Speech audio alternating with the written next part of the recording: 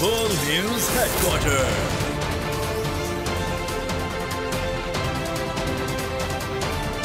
अस्सलामुअलैकुम। बोल news headquarters में कहेंगे आपको खुशामदीद। मैं हूं आपके साथ बुशरा हक। मैं हूं फराज अहमद और मैं हूं माविश निसार। हेडलाइंस आपने मुलाहिजा की, बुलेटिन में बात होगी। बड़ा मुकाबला आज, बंगाल टाइगर्स का राज, माफियाज का होगा इलाज,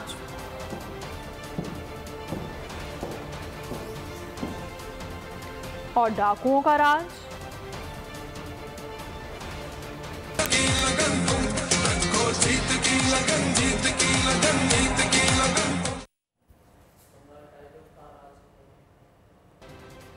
बाबर आजम की कप्तानी में आज पाकिस्तान का फातेह स्क्वाड एक बार फिर भारतीय सूरमाओं से मुकाबले के लिए मैदान में उतरेगा।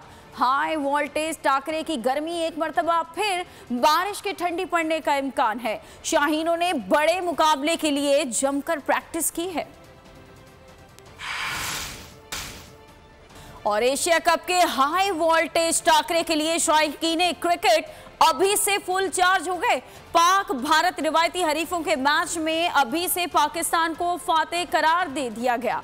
कहा कि पहले मैच में बारिश ने भारत को शिकस्त से बचा लिया था। इस बार में पूरी उम्मीद है कि हम पाकिस्तान मैच लेके जाएगा। इंशाल्लाह पाकिस्तान जीते। पाकिस्तान का बॉलिंग अटैक बहुत स्ट्रांग है इंडिया की बनिस्बत। इंशाल्लाह पाकिस्तान ही जीतेगा। हमारे तो यही उम्मीद है, क्योंकि वो फाइनल पाकिस्तान और इंडिया का हो तो फिर बात बनेगी इंशाल्लाह। इंडिया डर रही है कल के मैच में। क्यों? वो कह रहे हैं किसी भी तरीके से बारिश पड़े, और बारिश पड़ेगी तो वो कह रहे हैं हमारी जान पाकिस्तान से छूटेगी। इंशाल्लाह ताला पाकिस्तान ही जीतेगा और इंडिया को घर में जाके उसे मारेंगे। जो मैच होगा वो हमारी जो पाकिस्तान इंशाल्लाह ताला विन करेगा। इंशाल्लाह हमारा तो पूरा पाकिस्तान का जो उम्मीद है, इंशाल्लाह पाकिस्तान इंशाल्लाह जीतेंगे। मैच पाकिस्तान जीतेगा।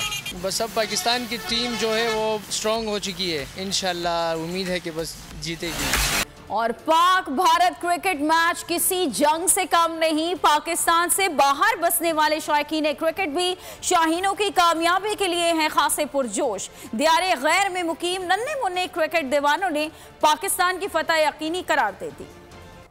जीतेगा पाकिस्तान जीतेगा। पिछले मैच में तो बारिश ने बचा लिया था भारत को।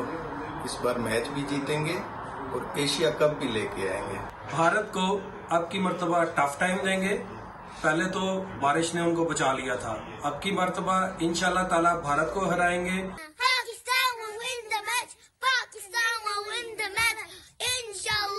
लास्ट दफ़ा तो बारिश ने इंडिया का साथ दिया और इंडिया की किस्मत अच्छी थी कि वो बच गए, लेकिन इंशाल्लाह हम इंडिया को शिकस्त देंगे। पाकिस्तान इंडिया से मैच जरूर जीतेगा इंशाल्लाह। इस मैच में इनको शिकस्त देंगे, ना सिर्फ शिकस्त देंगे बल्कि एशिया कप भी घर लेके आएंगे। शाहीन, नसीम और हारिस से होशियार। साबिक भारतीय क्रिकेट ने टीम को होशियार कर दिया। आकाश चोपड़ा ने कहा कि इन तीनों को संभल कर खेलना पड़ेगा वरना मुश्किल पड़ सकती है। मजीद क्या कहा, आइए जानते हैं।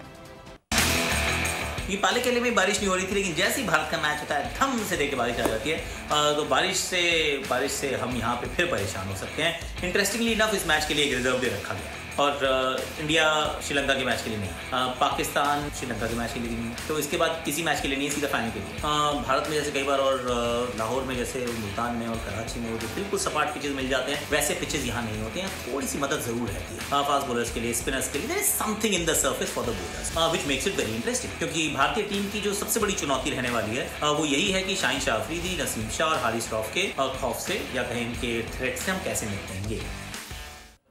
एशियन क्रिकेट काउंसिल की हटदर्मी को सोशल मीडिया सार्फिन ने मानेखेज अंदाज में पेश करना शुरू कर दिया। बार बार तहफ्फुज़ात के बावजूद वेन्यू ना बदलने की सूरत में किसी तरह मैच गर्क हो सकते दिलचस्प मीम्स मीडिया की जीनत बनने लगी। श्रीलंका ने बांग्लादेश को 21 रन से हराकर एशिया कप की दौड़ से बाहर कर दिया। बंगाल टाइगर्स 258 रन का हदफ हासिल न कर सके।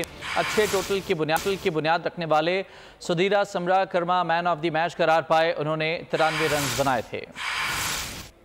बांग्लादेश एशिया कप की दौड़ से बाहर, श्रीलंका ने 21 रन से शिकस्त दे दी। तौहीद हरेडोए ने बेहतरीन बैटिंग की, 82 रन बनाए, लेकिन अपनी टीम को फतह न दिला पाए। तौहीद के अलावा बांग्लादेश की जानिब से कोई बड़ा स्कोर न कर सका। मोहम्मद नईम 21, मेहदी हसन 28 और लटन दास 15 रन बना सके। कप्तान शकीबुल हसन 3 और मुशफिकुर रहमान 29 रन बना सके। पहले खेलते हुए श्रीलंका ने 257 रन बनाए थे। सदीरा समरा विक्रमा ने 2 छक्के 8 चौके लगाए, 72 गेंदों पर 93 रन बनाए, मैन ऑफ द मैच करार पाए। ओपनर पाथम नसानका ने 40 और डीमित करुणारत्ने ने 18 रन और कुशाल मेंडिस ने 50 रन बनाए।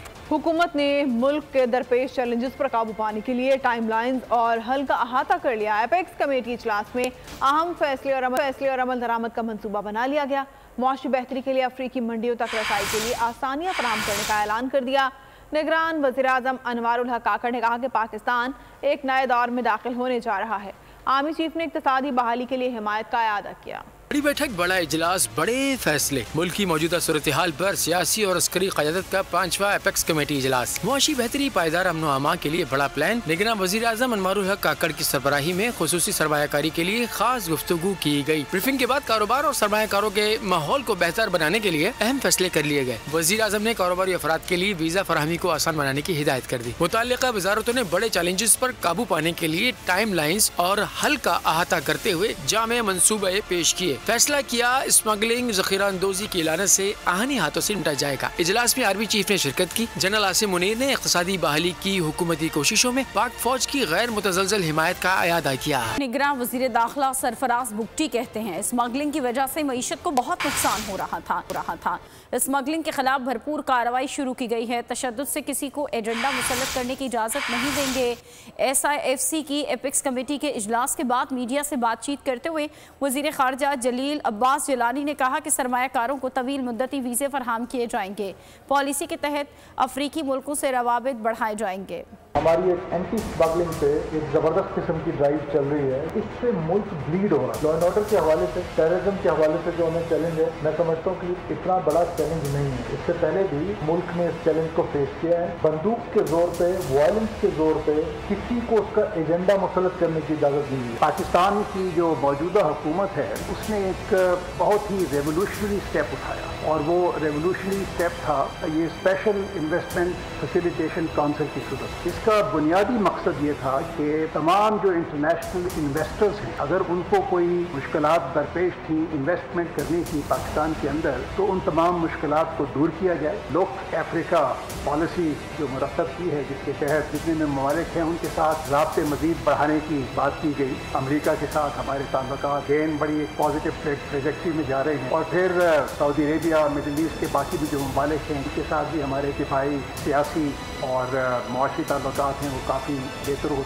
निगरान वज़ीर आज़म के मुआवने ख़ुसूसी बराए ओवरसीज़ सोराब मलिक ने कहा है कि ओवरसीज़ पाकिस्तानीज़ की ज़मीनों पर कब्जे रोकने के लिए सेल बना रहे हैं। वज़ारत दाखिला में बनाए गए सेल में शिकायत पर कार्रवाई होगी। वर्कर्स वेलफेयर फंड्स के मंसूबे भी जल्द करने जा रहे हैं। निगरान वज़ीर IT उमर सैफ ने कहा कि IT शोबे की वजह से करप्शन में कमी होती है और लोगों को भी सहूलत मिलती है। डिजिटलाइजेशन की वजह से बहुत से मसाइल हल हो सकते हैं।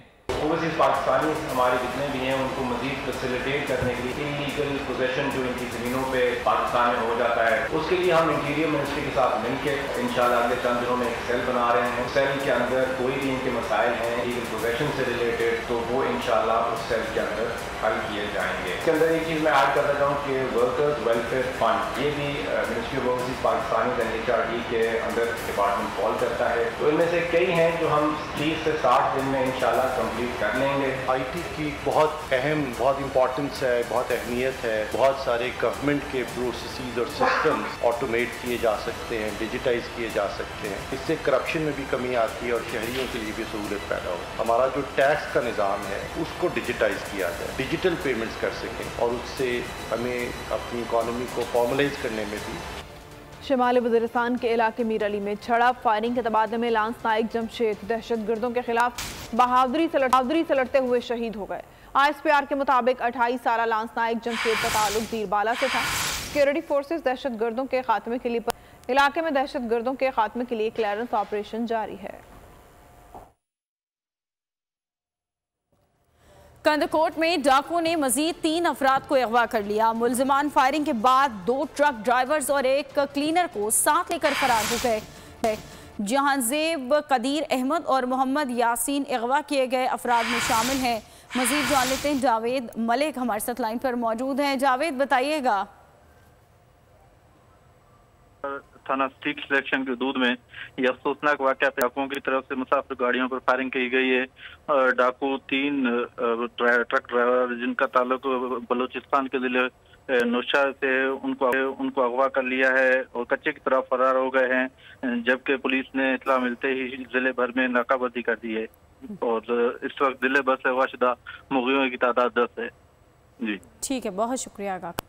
और ख़बर है कि कश्मीर के सागर कुमार की बाजियाबी मुअम्मा बन गई। पुलिस ने धरने के डर से सागर कुमार की बाजियाबी की झूठी खबर बुरसा और मीडिया के साथ शेयर कर दी। मुग़वी के बुरसा और अहले इलाका ने खूब खुशियां मनाई। 24 घंटे गुजर जाने के बाद भी मुग़वी सागर कुमार बाजियाब होकर घर ना पहुंच सका। ये तमाम तर मामला हुआ जब कश्मीर के सागर कुमार की बाजियाबी का ये मामला एक सवालिया निशान बन गया। इससे पहले पुलिस ने धरने के डर से सागर कुमार की बाजियाबी की झूठी खबर बुरसा और मीडिया के साथ शेयर की। इससे कबल भी सागर कुमार के बुरसा की जानिब से धरना दिया गया था और खासी देर तक ये धरना जारी रहा था। बाजियाबी की यकीन दहानी के बाद ये धरना खत्म किया गया था। निगरान वज़ीर आला बलूचिस्तान मीर अली मर्दान दोमकी का डेरा बुगटी के इलाके में 6 फुटबॉलर्स के अगवा के वाक़े का नोटिस। कमिश्नर सीबी से वाक़े की रिपोर्ट तलब कर ली। कहा मुख़्तलिफ़ खिलाड़ियों की बाहिफाजत वापसी के लिए तमाम वसाइल बरूकार लाए जाएँ। वज़ीर दाखिला सरफराज बुगटी ने वाक़े पर अफसोस का इज़हार करते हुए तक़रीबकारों के कलाकुमा करने के अज़्म को दोहराया। अगवा किए जाने वाले खिलाड़ी CM गोल्ड कप क्वालिफायर खेलने से भी जा रहे थे। मेरे हल्के में और डेरा बुगटी का वाक़या है सुई का। ये बच्चे सुबह फुटबॉल कंपटीशन के लिए सिब्बी ट्रैवल कर रहे थे। 11:30 बजे के करीब दहशतगर्दों ने 18 के करीब बच्चे थे उसमें, उनको वहाँ से किडनैप किया, बाकियों को छोड़ दिया। उनमें से 6 को वो लेके जो इनके ठिकाने हैं उनकी तरफ गए हैं। और इस्लामाबाद में कातिल की ऐसी वारदात के रोंगटे खड़े हो जाएं। 2 साला बच्चे के सामने वालिदैन को कातिल कर दिया गया।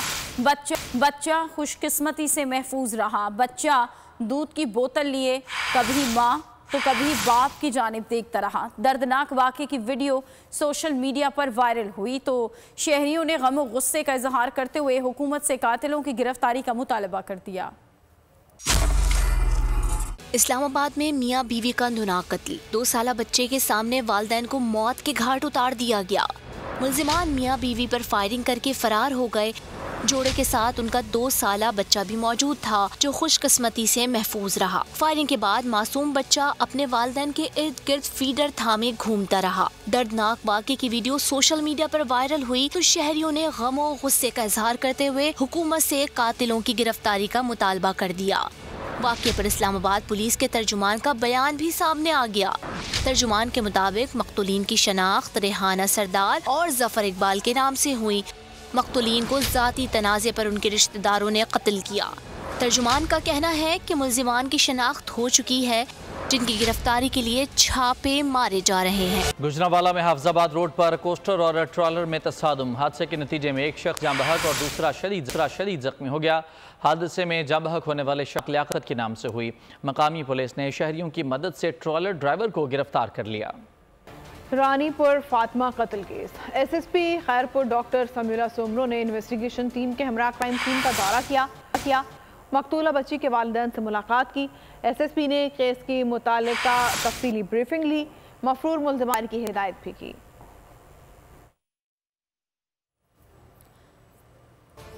और जिना इंटरनेशनल एयरपोर्ट पर कस्टम कराची की कारकर्दगी। बाआसानी किसकी इमा पर इतना सामान ले गए? किसने खेपियों की राह हमवार की निशानदेही पर AC कस्टम की कार्रवाई। बड़ी तादाद में स्मगलिंग का सामान पकड़ा गया और सामान की मालियत 6 करोड़ से ज़ायद बताई जाती है। ज़राए के मुताबिक कराची एयरपोर्ट पर मौजूद कस्टम अफसर अजहर अलीमी की मुबैना मिली भगत सामने आ गई। कस्टम अफसर अजहर अलीमी के नाम से प्रोटोकॉल लगाया जाता था। कस्टम अफसरान की मौजूदगी में खेपियों के खुसूसी प्रोटोकॉल में बाहर निकाला जाता है और स्मगलर मखसूस कस्टम अफसरान की ड्यूटियों ड्यूटी टाइम पर टिकट बुक करते हैं। वतन पहुंचने पर मुबैना सेटिंग के कस्टम अफसरान स्मगलर्स को सहूलियात फराहम करते हैं। बिलावल भुट्टो जरदारी ने इलेक्शन कमीशन से इंतखाबात की तारीख देने का मुतालबा कर दिया। हैदराबाद में खिताब करते हुए कहा कि आइन के मुताबिक 90 दिन में इंतखाबात होने चाहिए, लेकिन हम तो चाहते हैं कि 60 दिन में इलेक्शन हो जाएं। बिलावल भुट्टो ने कहा कि महंगाई ने अवाम का जीना मुश्किल कर रखा है। अवाम परेशान हैं कि वो बिजली का बिल कैसे भरें, पेट्रोल कहाँ से खरीदें। आइन के मुताबिक 90 दिन में होते, मगर अगर 90 दिन भी नहीं करना चाहते हैं तो कम से कम हमें ये बताए कि इलेक्शन कब करवाएंगे। मेरे जियाले, मेरे कारकुन इंतजार में हैं कि इलेक्शन कमीशन इलेक्शन स्केड्यूल ऐलान करे। आज भी कहा जा रहा है कि 90 दिन में इलेक्शन नहीं हो सकते। मैं तो समझता हूँ कि 90 दिन तो बहुत दूर है। 60 डेज में इलेक्शंस होने चाहिए थे। इस वक्त पाकिस्तान के अवाम परेशान है, पाकिस्तान के अवाम तकलीफ में है। अपना बिजली का बिल कैसे भरे, वो अपना पेट्रोल का बिल कैसे भरे। मुल्क इस वक्त मुआशी बहरान से गुजर रहा है। हम सबको सियासत के बजाय पहले मईशत की फिक्र करनी चाहिए। मुल्क है तो हम सब हैं। साबिक सदर आसिफ जरदारी का इलेक्शन कमीशन पर इज़हार इत्मीनान। कहा मरदमशुमारी के बाद इलेक्शन कमीशन नई हल करवाने का पाबंद है। उम्मीद है इलेक्शन कमीशन आइन के मुताबिक इलेक्शन करवाएगा। निगरान हुकूमत SIFC के मंसूबों को जल्द मुकम्मल करके मुल्क को तरक्की की राह पर डालेगा। पाकिस्तान इस्लाम का निज़ाम नहीं देखा। अमीर जमात इस्लामी सिराज उल हक का करुण लाल ईसन ने जलसे से खिताब। कहा कि पूरे में 1860 का कानून अभी तक चल रहा है। वज़ीर आज़म कहता है कि IMF की इजाज़त के बगैर बिलों में कमी नहीं आ सकती। क्या ये आज़ाद मुल्क है? 70 साल गुजर गए, लेकिन हम अब इस्लामी निज़ाम के लिए जद्दोजहद करेंगे। निगरान हुकूमत को आइन की तरफ देखना चाहिए, जिसमें यही है कि 90 दिन के अंदर इलेक्शन हो। 90 दिन के अंदर जमात इस्लामी इलेक्शन चाहती है। हमारी सियासत IMF और वर्ल्ड बैंक से भीख मांगना है। भीख मांगने पर ये एक है। जो भी वज़ीर खजाना बनता है उसका पहला काम यही है कि कचकोल लेकर IMF के चौखट पर सजदा करो। नहीं मानते हम तुम्हारे इन ज़ाबितों को, नहीं मानते तो हमारे IMF के गुलामी को और जंजीरों को। इसलिए एहतजाजी तहरीक जारी रहेगी जब तक महंगाई का खात्मा ना हो, जब तक कि हुकूमत बिजली की कीमतों में इजाफा वापस नहीं लेती। ये हमारी तहरीक जारी रहेगी। वजारत कानून ने review of judgments and order act का लदम करार देने के सुप्रीम कोर्ट के फैसले के खिलाफ नजर-ए-सानी दरखास्त दायर कर दी। दरखास्त में 11 अगस्त के फैसले पर नजर-ए-सानी और इजाज़त के लिए 15 रोज की मोहलत की इस्तदा की गई।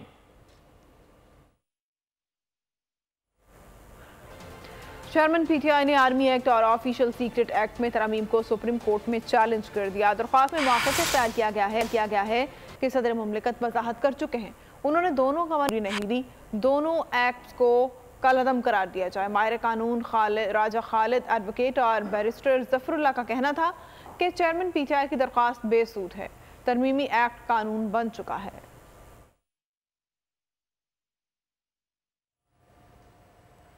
और परवेज़ इलाही की रिहाई के लिए अहलिया ने सुप्रीम कोर्ट में हाई कोर्ट फैसले के खिलाफ अपील दायर कर दी है। दरख्वास्त में ये कहा गया है कि परवेज़ इलाही को किसी नामालूम मुकदमात में भी गिरफ्तारी से रोकने के अहकाम दिए जाएं। परवेज़ इलाही को अदालत के सामने पेश करने के अहकाम जारी किए जाएं। लाहौर हाई कोर्ट ने परवेज़ इलाही की दरख्वास्त को गैर मौसर होने की बिना पर निपटा दिया था। दरख्वास्त में उन्होंने कहा कि परवेज़ इलाही को रिहाई के अहकाम के बावजूद दोबारा गिरफ्तार कर लिया गया। हाई कोर्ट ने परवेज़ इलाही की गिरफ्तारी से मुताल्लिक़ हक़ाइक़ का जायज़ा नहीं लिया। दरख्वास्त में निगरान पंजाब हुकूमत, सेक्रेटरी दाखिला पंजाब, IG पंजाब को फरीक बनाया गया है। नामजद चीफ जस्टिस ने हल्फ बर्दारी के बाद साथी जजेस को इशाइये की दावत दे दी। ज़राए के मुताबिक जस्टिस फाइज ईसा की जानिब से इशाइये की दावत 17 सितंबर के लिए दी गई है। फाइज ईसा और की जानिब से बाज़ाब्ता दावतनामे जजेस को मौसूल हो गए। ज़राए का कहना है कि मौजूदा चीफ जस्टिस उमरता बंदियाल को भी इशाइये में मदऊ किया गया है। चीफ जस्टिस उमरता बंदियाल 16 सितंबर को रिटायर होंगे और जस्टिस फाइज ईसा 17 सितंबर को हल्फ उठाएंगे। डॉलर ज़ख़ीरा अंदोज़ों के खिलाफ फुल एंड फाइनल क्रैकडाउन के लिए तैयारियां मुकम्मल कर ली गई। FIA ने मालूमात के लिए जदीद ऑप्शंस को इस्तेमाल करने का फैसला कर लिया। गैर मामूली डॉलर की खरीदो फरोख्त करने वालों की फहरिस्तें तैयार। बैंक खातों और लॉकअप की मालूमात भी इकट्ठी करने की मनसूबाबंदी कर ली। डॉलर गिरेगा, रुपया उठेगा। FIA, हसास इदारे और स्टेट बैंक ने ग्रैंड ऑपरेशन के लिए कमर कस ली। किसके बैंक लॉकर्स में कितने डॉलर्स हैं, कौन सी शख्सियत और कंपनीज डॉलर्स की गैर मामूली खरीदो फरोख्त कर रहे हैं, हसास इदारों ने निशानदेही कर ली। एक्सचेंज कंपनीज का डेटा भी हासिल कर लिया। जराये के मुताबिक जखीरा अंदोजों ने बड़ी मालियत में डॉलर्स बैंक लॉकर्स में छुपा रखे हैं। FIA रिकवरी ऑपरेशन में जदीद तरीन टेक्नोलॉजी का इस्तेमाल करके बैंक लॉकर्स को स्कैन करेंगे। क्रैकडाउन से डॉलर्स की कदर में बड़ी कमी का यकीन है। और चीनी माफिया के खिलाफ ऑपरेशन के बाद मीठे का मजा आने लगा। 31 अफराद सलाखों के पीछे गए तो कराची, लाहौर, पेशावर, सक्खर, कोयटा में दाम गिर गए। जखीरा अंदोजों ने चीनी मार्केट में देना शुरू कर दी।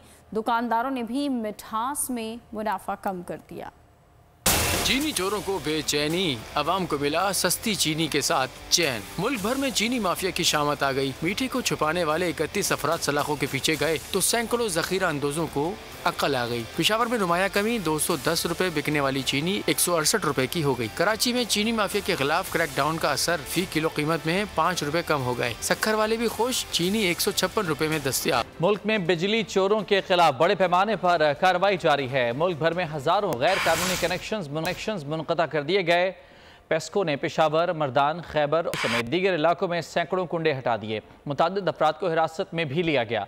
हेस्को ने भी 3800 से जायद चोरी में मुलविस अफराद के खिलाफ कानूनी कार्रवाई का आगाज़ कर दिया।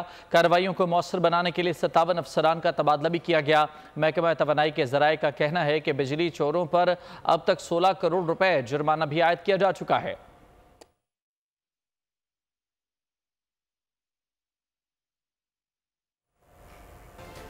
फैसलाबाद में बीमार वालिद का सहारा बनने वाली अज़्मो हिम्मत का पैकर मिसबा दूसरी लड़कियों के लिए एक मिसाल और सोशल मीडिया स्टार बन चुकी है। बारबेक्यू गर्ल के नाम से मशहूर मिसबा किस तरह से काम करती है, अवैध सतार की रिपोर्ट देखिए।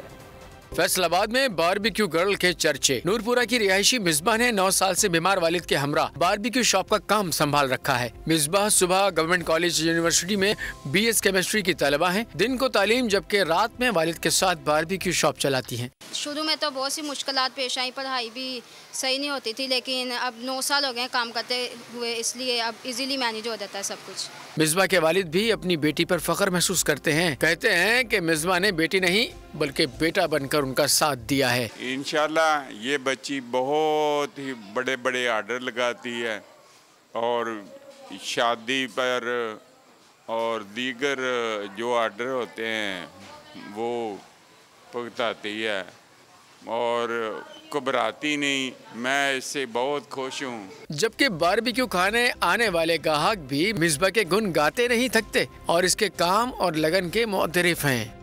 लाहौर में सूफी बुजुर्ग दाता अली हजवेरी के उर्स की मुनासबत से महफिल समा का इनेकाद किया गया। तकरीब में कव्वालों ने आरिफाना कलाम पढ़कर समा बांध दिया। महफिल समा थी, ये हज़रत अली हजवेरी दाता गंज बख्श के उर्स के हवाले से थी कि एक ऐसी महफिल हो कि जिसमें दाता गंज बख्श के हवाले से भी कवालियाँ पेश की जाएँ। जो महफिल समा है उसका इनेकाद किया गया और विजदान के प्लेटफॉर्म से हमें बहुत आला दर्जे का कलाम हमें सुनने को मिला। और अब बोल के अशफाक अली आपको एक तारीखी गार की सैर करा रहे हैं जिसमें सदियों से फन पारे महफूज हैं और उसकी दरियाफ्त की कहानी भी दिलचस्प है। यह है फ्रांस का मशहूर लास्कॉक्स गार जो 17,000 साल पुराना बताया जाता है। हजारों साल से इस गार में 1000 से ज्यादा फन पारे महफूज हैं, जिनमें 600 पेंटिंग्स शामिल हैं। ये नक्शो निगार ऐसे कदीम तरीन फन पारे समझे जाते हैं जो अब तक महफूज तरीन है। इस गार को किसी तारीख दान या आसार कदीमा ने दरियाफ्त नहीं किया। ये कहानी यूं दिलचस्प है कि 1940 में जंगल में खेलते 4 लड़कों का कुत्ता एक गड्ढे में गिर गया था। लड़के कुत्ते को ढूंढ रहे थे कि इन्हें गार नजर आया। दरियाफ्त के 8 साल बाद लास्कॉक्स गार को आम लोगों के लिए खोल दिया गया, लेकिन फिर गार की दीवारों पर फंगस आने लगी, जिस पर 1963 में गार को आम आवाम के लिए बंद कर दिया गया। अब सिर्फ मुहक्किकीन और तारीखदानों को ही गार में जाने की इजाजत है। जवान ने भारतीय सिनेमा इंडस्ट्री में तारीख रकम कर दी। फिल्म ने पहले दिन भारत में मजमूई तौर पर 74.50 करोड़ रुपए कमाए, जबकि दूसरे दिन के इख्तिताम तक मजमूई तौर पर 112 करोड़ रुपए का बिजनेस किया। फिल्म ने मजमूई तौर पर आलमी सतह पर भी पहले एक दिन में 29 अरब करोड़ रुपए कमाए, जो एक तारीख साज कामयाबी है। दोबारा जिंदगी मिली तो आपको ही चुनूंगी। खूबरू अदाकारा सुबूर अली ने अली अंसारी की सालगिरह पर खूबसूरत पैगाम के साथ सोशल मीडिया पर तस्वीर शेयर कर दी। भारत में G20 सरबराह इजलास शुरू हो गया। सऊदी वली अहद शहजादा मोहम्मद बिन सलमान और भारतीय वजीर आजम नरेंद्र मोदी सरमायाकारी फोरम की मेज़बानी कर रहे हैं। चीनी सदर शी जिनपिंग और रूसी सदर प्यूटन इजलास में शरीक नहीं हो रहे। भारत में G20 सरबराह इजलास, दुनिया की 20 बड़ी मईशतें शरीक, आलमी मुआशी बहरान और बैनुल अक़वामी मालियाती इदारों में इस्लाहात पर गौर। सऊदी वली अहद शहजादा मोहम्मद बिन सलमान और भारतीय वजीर आजम नरेंद्र मोदी सरमायाकारी फोरम की मेजबानी कर रहे हैं। चीनी सदर और रूसी सदर इजलास में शरीक नहीं हो रहे। जो बाइडेन समेत कई अहम आलमी शख्सियात भी भारत पहुंच गए। इजलास के मौके पर नई दिल्ली को नो गो एरिया बना दिया गया। अवाम महसूर होकर रह गए। रूट पर कायम कच्ची आबादियों पर कयामत ढा दी गई। इजलास में मेहमानों को सोने और चांदी के बर्तनों में खाना पेश करने पर भी मोदी सरकार शदीद तनकीद की जद में है। स्वीडन के प्रोफेसर ने ट्वीट में लिखा, हंगर इंडेक्स में 121 ममालिक में भारत का 107वां नंबर है। सहाफी अरुंधति राय बोली, आलमी सरबराहान नहीं जानते भारत में क्या हो रहा है। भारत में मुसलमान और अक़लियतों के साथ जो हो रहा है उस पर आलमी सरबराहान को खामोश नहीं रहना चाहिए। खबरों में फिलवक्त इतना है। एक ब्रेक के बाद हाजिर होंगे हेडलाइंस के साथ। किसी भी खबर की तफसीलात के लिए विजिट कीजिए bolnews.com और देखते रहिए बोल